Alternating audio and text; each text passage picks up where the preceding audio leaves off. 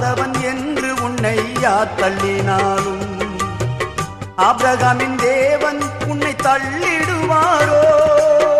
தஞ்சம் என்று வருபவரை தள்ளாத நேசரவே, தஞ்சம் என்று வருபவரை தள்ளாத நேசரவே.